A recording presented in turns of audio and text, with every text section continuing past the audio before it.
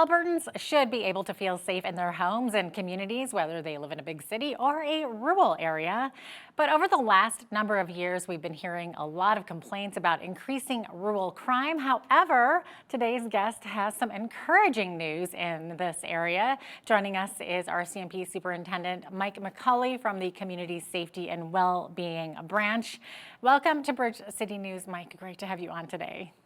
Thank you so much. I'm happy to be here. Wonderful. Okay, so tell us about the good news here. Apparently, rural crime in most of southern Alberta has actually decreased since 2023. Yeah, I looked at the numbers again. It's funny because in my branch, I'm in charge of crime reduction, and we focus more on offenders. We focus more on the root causes of crime versus the numbers. Of course, the numbers are important. They do tell a story, but there's so little we can control about that. But it is extremely positive to hear that many of the main drivers of crime in rural Alberta and especially in southern Alberta have decreased. Break-in enters are down 18% over the same period of last year. Theft of motor vehicles are down around 22%, and theft of over 5,000 down around 17%. So those are very encouraging numbers. That is really encouraging. I know, I was looking at some stats as well from what you guys, our CMP, are saying. So from January to March, it looks like compared to the same period last year, there have been even fewer person crime offenses, person against person, I guess that is, 76 less, 213 fewer property crimes, and 373 less total criminal code offenses. And like you said, break-in enters dropped 18.4% in vehicles. So what do you think is leading to this wonderful news that it's we're seeing this significant decrease? Yeah, so there's a few things I'll speak to. It's to be completely blunt, there's not a lot we can do to control the numbers. There's work we can do to, again, we tackle the root causes of crime, we tackle the root causes of victimization, and I think, and I'll share some of that.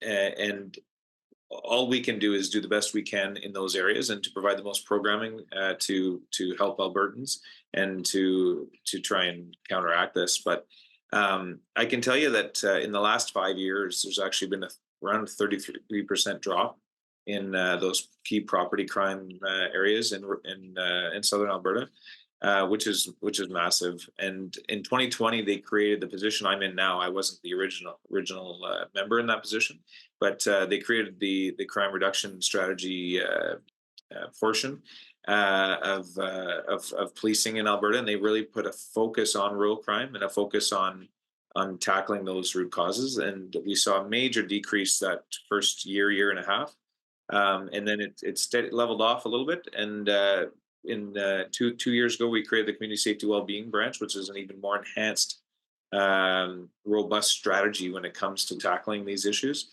And we're starting to see the benefits of that. Mhm. I will give a lot of credit to the frontline members because the hardworking frontline members, if they're not there to do the policing, none of this matters. None of the programming we can create from a headquarters perspective and a strategy perspective works without those hardworking, dedicated frontline members and our community partners that embrace it. Yeah, exactly. Now, is this the first significant decrease that we've seen in Southern Alberta rural crime in several years, or has it been sort of declining for some time now, or do you really attribute it to sort of what you guys are doing, just the difference that's made? Well, I'd like to take some credit Of course. yeah, in the provincial RCMP realm. Again, it's been a big focus for the last 5 years, and we have seen the gains in the last 5 years. But it is very promising. These specific stats that brought us here today, it's very promising, and we're going to hopefully continue that trend. Um, the biggest shift we've had, especially in the last, I'll say, year and a half, is again to develop stronger partnerships. We have partnerships with nonprofit agencies. We have partnerships with community groups. We have partnerships with AHS to tackle drug addiction, to tackle mental health, and to really again focus on the root causes. Because what we found is that it's all fine. Yes, police have a role to arrest people that commit crimes, and we're happy to do that, and we do it well. But what we've had to shift from, and it is a shift. I would say it's a relatively global shift, is to not just tackle that, but also to walk upstream. So we use the stream analogy. If you picture us, a beautiful stream, and coming down your screen there. At the bottom is where we pick people up and have to arrest them, or perhaps they're in the depths of drug addiction, and that's why they're committing crimes. And often our social services and police and first responders deal with people at their worst at the bottom of that stream. What we've tried to do is, how about we walk upstream and find out why they're falling in and ending up in that sad state of affairs at the end of that cesspool, and try and work on some of those reasons before we get there. And I think there's been some good success. That sounds really practical too. Yeah, well, yeah. I mean, it's one of those things. It's when you start doing it, it's like, yeah, of course, I can keep the cycle going, and arresting, and the person gets back on the streets. And if we don't give them support and services for, again, addiction is a big driver of crime. If we don't try and partner and find the most, as you said, common sense and realistic solutions for these folks to break that cycle, then we're just going to be keeping the same methods going, and it's probably not going to have any success. Yeah, revolving door for sure. I would imagine that one of the challenges for policing is the huge geographical areas that RCMP have to cover. And, of course, slow response times sometimes can come along with that. So, would more officers obviously would be helpful, right? But that normally isn't it's not usually in the budget, right? For government budget to increase the fleet. So have we seen any increases in the number of officers in rural areas or not? Yeah. So with in recent years, there's a thing, and I won't bore you with the details, but called the police funding model. So in smaller communities have had to change their funding structure to pay and contribute towards policing. And what that's done is it's given us, an increase in resources. There has been, over the last 4 years, there has been an increase. It's not as simple as putting a police officer in every corner. That just doesn't work. To be honest, it's about coming up with an overall strategy to increase numbers where are needed 100% in the front lines, but also to come up with supports and different strategies. So I'll give an example: is the crime reduction units that exist. So Southern Alberta and every other RCMP district has a crime reduction unit where their focus is on the highest, the criminals that create the most amount of harm for their communities. And having a team like that, what we've found is, you take the top, say, 10, or in our case, we deal with the top 100 offenders in the province. And of course, there are some in Southern Alberta. If we focus our energy on those folks, it can actually reduce crime a great deal, because it's not just catching someone who's maybe stealing a loaf of bread. It's going and trying to capture and keep in jail those folks that are causing an enormous amount of harm in communities. Our studies have found, and we use the crime severity index as a measuring stick for our top 100 offenders. And yes, there's the violent offenders that might commit one crime, one heinous crime, and that obviously raises their stats. But we have people that commit over and over again robberies and break and enters and domestic violence, and it's a repeat, as you said, like the revolving doors type of system.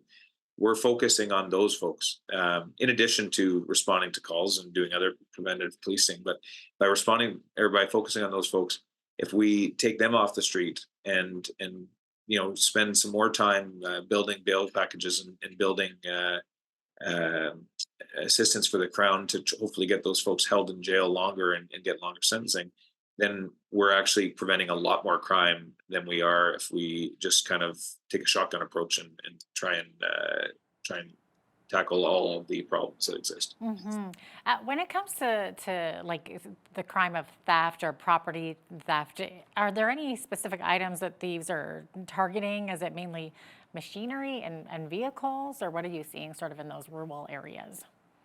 I don't know if there's any specific things. What I will say is that vehicles are a huge problem in Alberta, as theft of vehicles. We do a lot of programming. In the wintertime, we do Project Cold Start, which is focusing on the fact that people leave their vehicles running and go into stores. But outside of that, and especially in rural communities, um, folks will leave their keys on their dashboard, or leave them under their visor, and leave the car unlocked. 50% of vehicles are found to be stolen with the keys in the car. That is a massive number. So, yes, most of the time criminals are doing crimes of opportunity.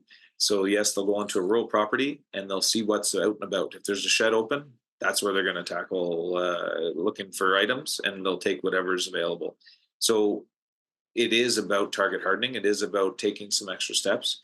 My uncle has a beautiful ranch in Okotoks in southern Alberta, and we've traveled and visit him often. And I'm always telling him, and I think of him as our other great Albertans down south, is saying, yes, you have a beautiful community here, but people will potentially come and look and see, if your door is locked, or look and see if your vehicles are locked. And if the keys are there, that's what they're going to target. If not, they'll move on to the next property.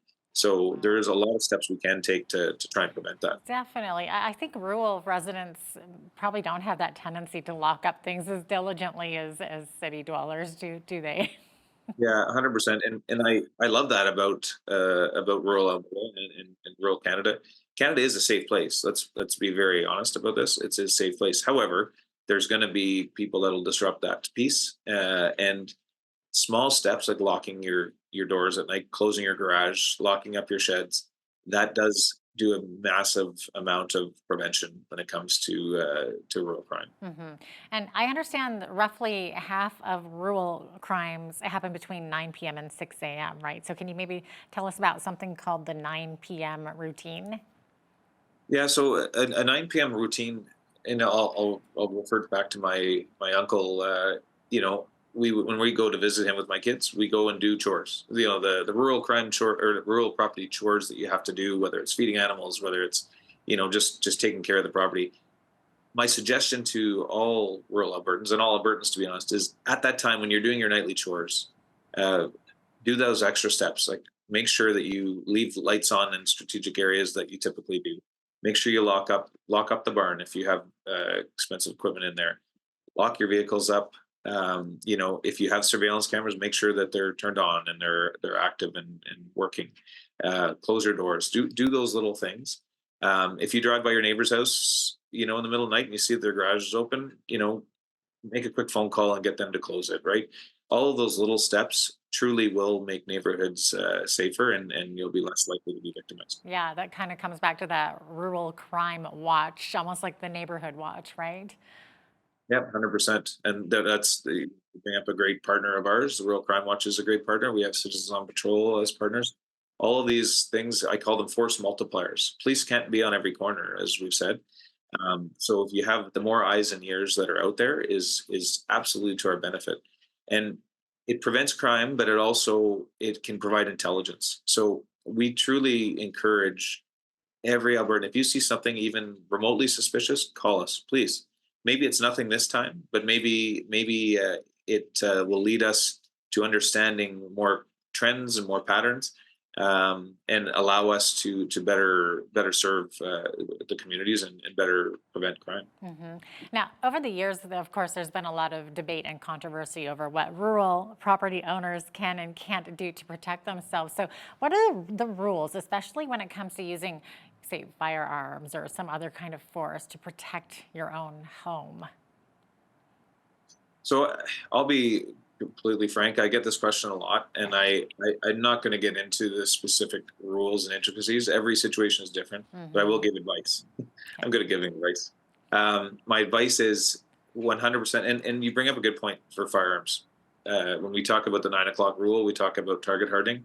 I'm actually in the middle of starting a program that's going to be coming through in the near future about like an education program on firearms. We understand Albertans have a right to firearms, and we don't want to get in the way of that. But we do ask Albertans to lock those up. Unfortunately, there's a lot of crime guns that are stolen from good, hardworking rural Albertans that have guns for proper purposes, but they get stolen because they don't necessarily lock them up properly. So that is an item that is important. Now, getting back to your question, because I'm not dodging your question. My advice is this: there's nothing on your property that's worth yourself or your family members getting hurt for. There's just not. So, if you have an option to flee, if you have an option to get out of any situation, whether that's on a rural property, whether that's on a city property, whether that's in a storefront where you are observing crime, leave the crime fighting to the professionals. We're trained. We have proper tools. Um, and that's just that. At the end of the day, I can't get into specifics. There's so much nuance to what could get you in trouble or not get in trouble. But I'll say there's very few chances that you won't have to escape. And the fight or flight, when it comes to a criminal on your property, it should be flight. You should be trying to get out of there with your family and loved ones as safely as possible, and avoid any confrontation with any people that are on your property for legal purposes. All right. Well, great advice there. Thanks so much for being with us today, Mike. Looks like we're out of time, but appreciate having you on today. Well, thank you very much.